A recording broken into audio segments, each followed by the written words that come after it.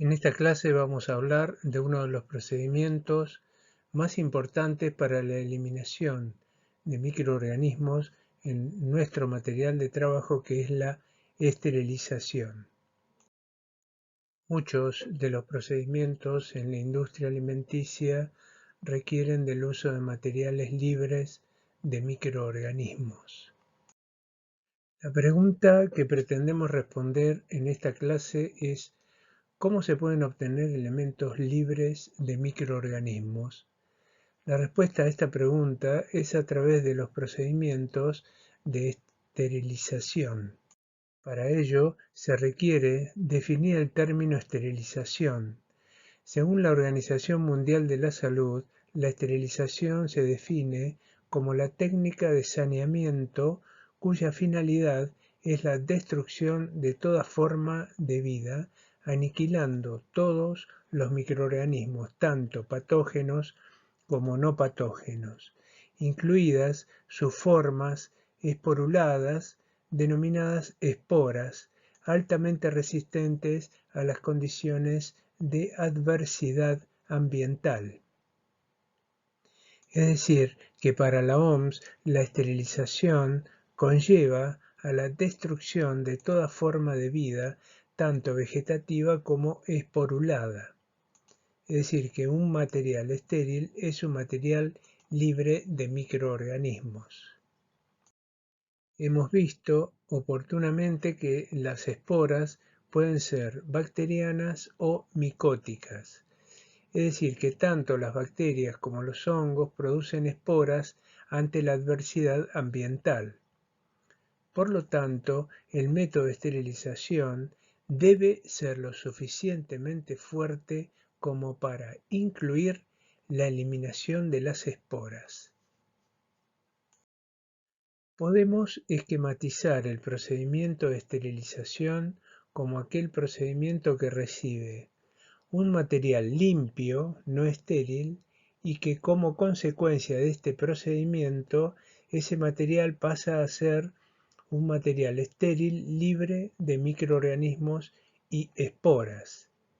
Es importante tener en cuenta que los procedimientos de esterilización trabajan sobre un material previamente higienizado libre de materia orgánica contaminante. Un método de esterilización ideal es aquel que tiene un máximo poder de destrucción: bactericida, tuberculicida, esporicida, fungicida o virucida. Además, debe ser un método seguro, sencillo y fácil de manejar, inofensivo para la salud del profesional que lo opere.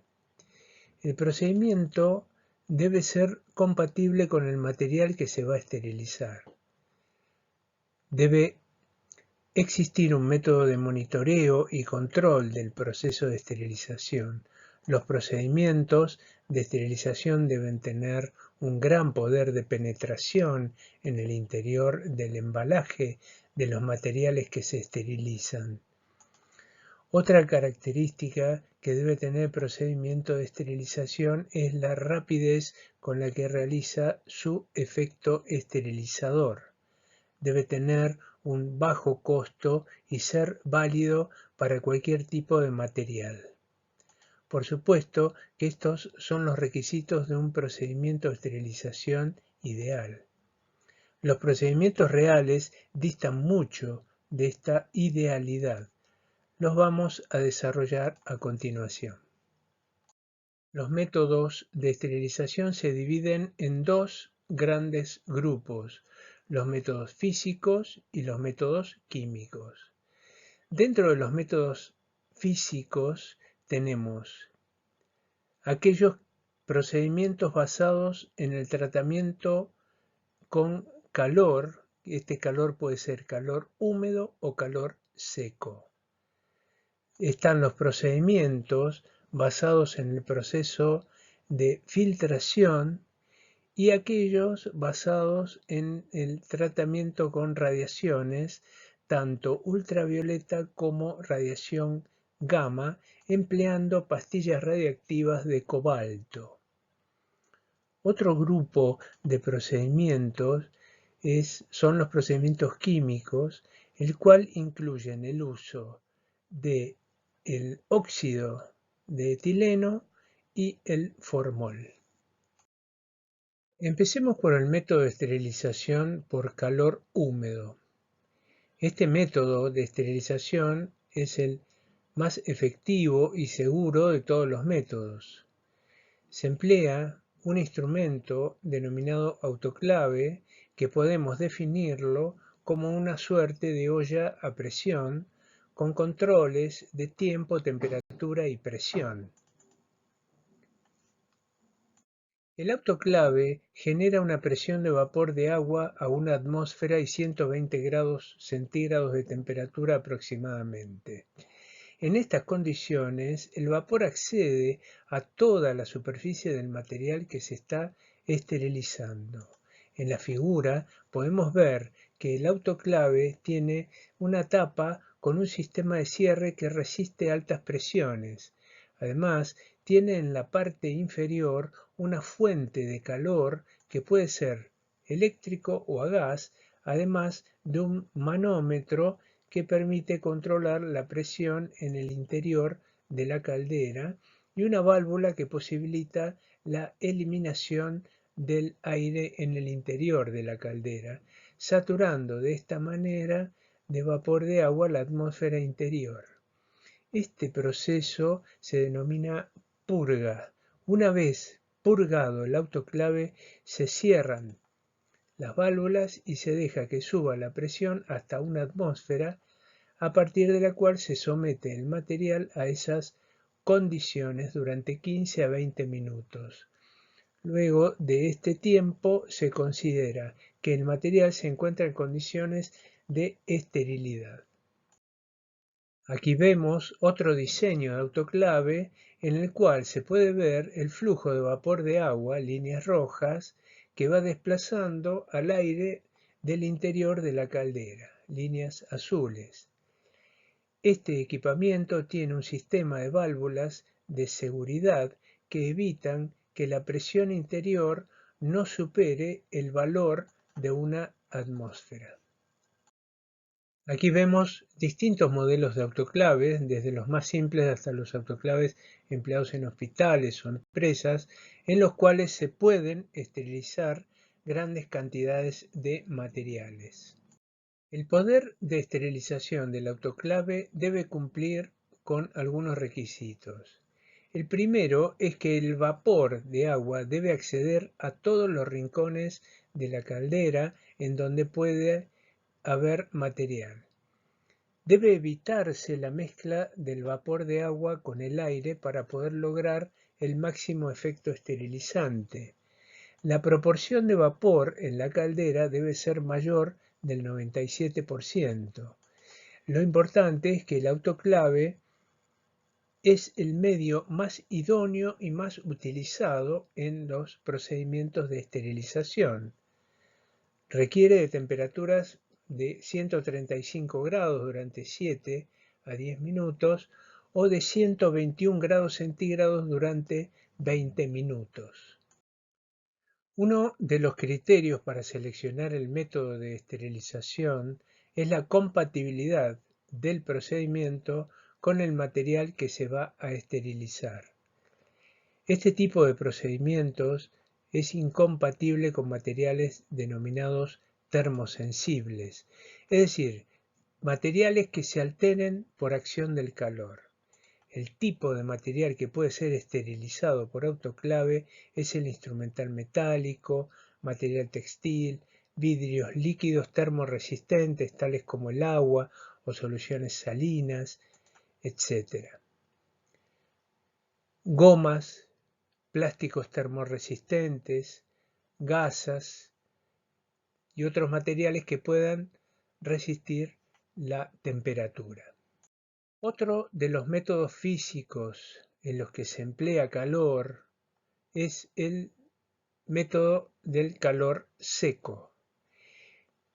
En este caso se emplean estufas de esterilización que consisten en una cámara en cuyo interior tiene una resistencia eléctrica que genera calor seco a una temperatura superior al del autoclave, que oscila entre los 160 y 180 grados centígrados. Estas estufas están diseñadas para alojar en su interior los materiales a esterilizar sobre estantes metálicos de acero inoxidable. Estas estufas de esterilización son de menor costo y muy fácil de operar. Las desventajas es que, al igual que el autoclave, produce daño en los materiales que no sean resistentes al calor y se requieren de tiempos de esterilización más prolongados, entre 30 y 120 minutos. El tipo de material que puede esterilizarse en estas estufas es material quirúrgico, vidrio, frascos, aceites y vaselinas, entre otros elementos. Aquellas sustancias líquidas sensibles al calor pueden ser esterilizadas por un proceso de filtración. Este proceso requiere del empleo de filtros con poros lo suficientemente estrechos que eviten el pasaje de bacterias, esporas y micoplasmas, microorganismos más pequeños que las bacterias. En la figura se observa un esquema de un filtro de esterilización. En el receptáculo superior se colocan la solución que se quiere esterilizar y en el inferior se colecta la solución estéril que ha pasado a través de la membrana filtrante que se encuentra en el medio.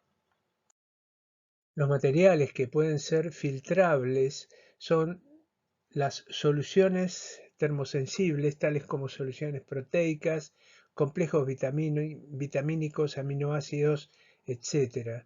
También pueden filtrarse los gases denominados gases medicinales. Otro de los métodos físicos de esterilización es el denominado radiación.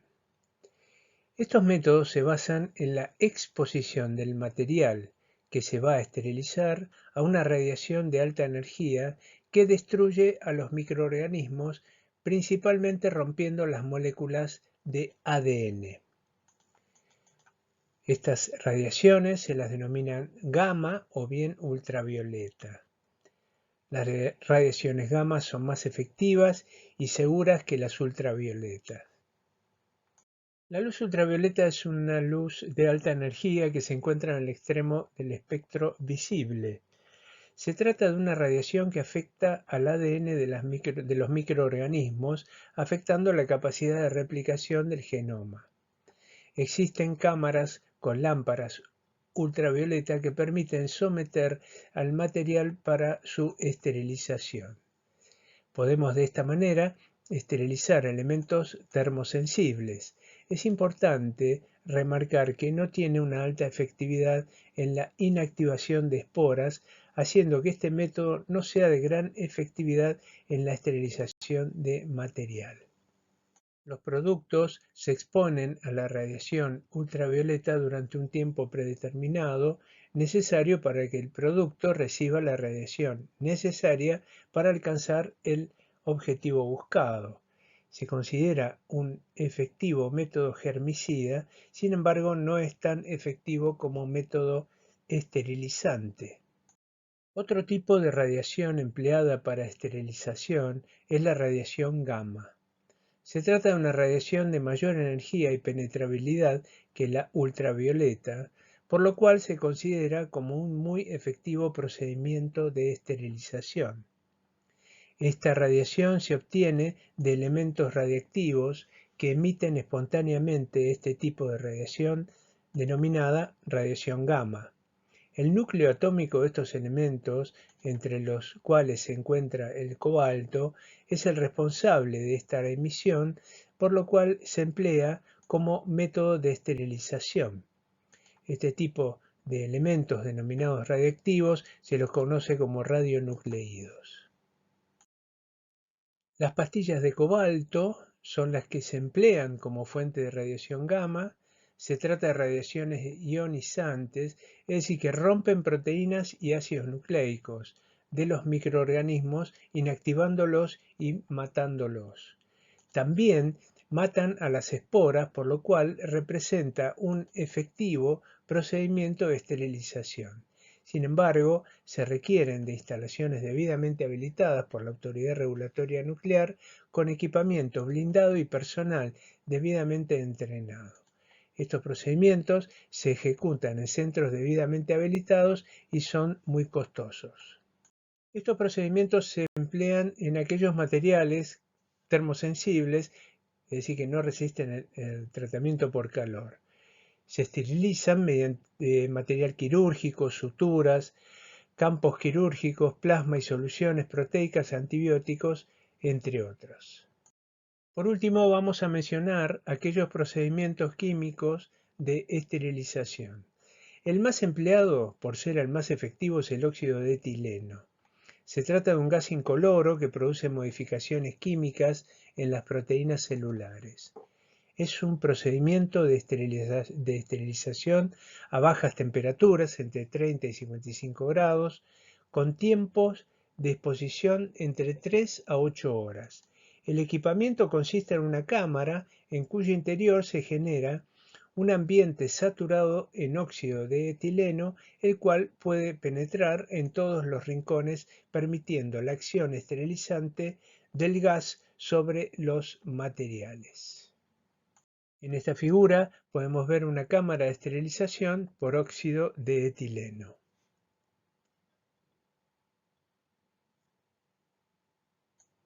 Igual que en el procedimiento anterior, está restringido a materiales termosensibles como plásticos, polietileno, catéteres, sondas, sistemas ópticos de endoscopios, etc.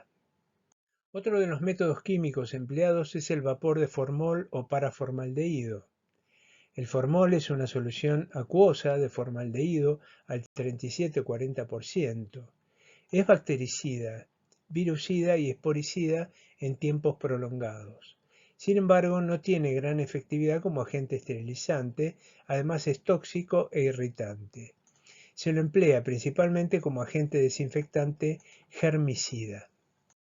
Una vez realizado el procedimiento de esterilización elegido, es necesario disponer de procedimientos que permitan confirmar la efectividad de esa esterilización. Existen diversas maneras de monitorear el procedimiento de esterilización. Hay papeles indicadores que permiten confirmar que la temperatura de autoclave fue la óptima durante la esterilización o bien que se ha llegado a la saturación del óxido de etileno en la cámara de esterilización.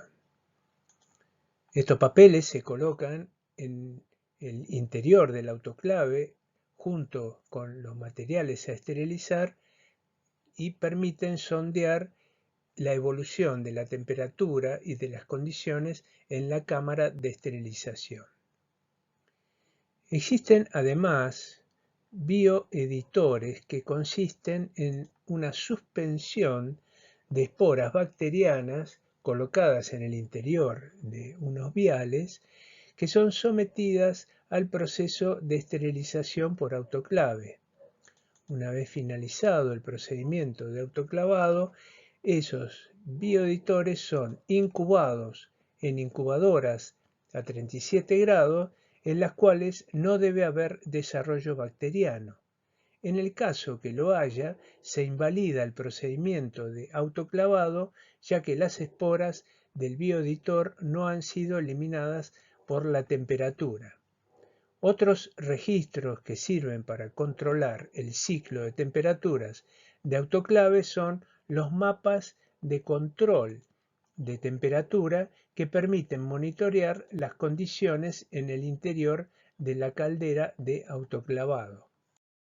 Sin embargo, el control más importante del proceso de esterilización es el control microbiológico, es decir, controlar la ausencia de desarrollo bacteriano empleando placas de cultivo bacteriano.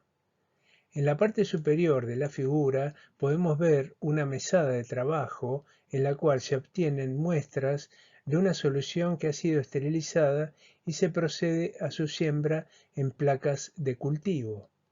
En la parte inferior de la figura podemos ver dos placas de cultivo en la cual la placa de la izquierda no hay desarrollo bacteriano, indicando un eficiente proceso de esterilización. En cambio, en la placa de la derecha se puede ver desarrollo bacteriano, por lo cual indica que en ese caso no hubo una correcta esterilización del material en cuestión. Los procedimientos de esterilización se controlan a lo largo del tiempo de esterilización.